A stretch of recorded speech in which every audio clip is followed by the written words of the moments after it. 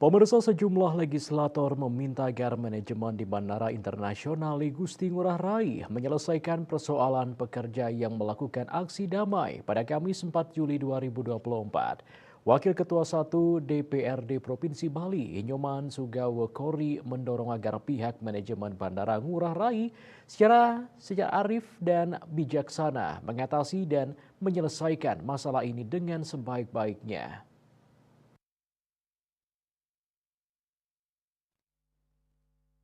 Kendati demikian, sebagai wakil rakyat, pihaknya akan menugaskan Komisi 4 DPRD Provinsi Bali untuk mengecek dan mengkoordinasikan permasalahan ini agar segera menemui keputusan yang baik untuk kedua belah pihak. Sementara itu, anggota DPR RI Inyoman Parto mendukung langkah yang dilakukan puluhan pekerja ini untuk menuntut hak mereka.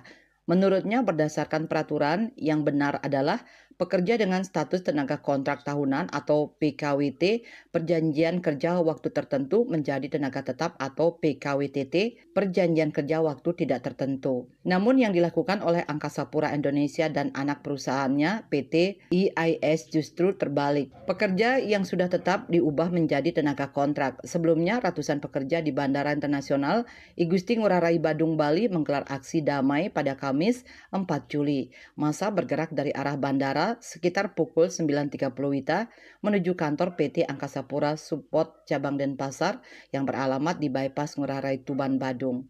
Para pekerja tersebut menolak perubahan status dari perjanjian kerja waktu tidak tertentu PKWTT menjadi perjanjian kerja waktu tertentu PKWT. Mereka menegaskan perubahan status ini akan menimbulkan ketidakpastian dan ketidaknyamanan bagi karyawan dan mengancam akan melakukan mogok kerja jika perusahaan tetap melanjutkan rencana tersebut. Federasi Serikat Pekerja Mandiri FSPM Regional Bali bersama anggotanya memimpin aksi damai ini. Mereka menyampaikan bahwa perubahan status karyawan dari permanen menjadi kontrak hanya akan menambah keresahan di kalangan pekerja. Perwakilan karyawan akhirnya diterima oleh perwakilan APS sekitar pukul 11.30 WITA. Ketut Winata, Bali Pos melaporkan.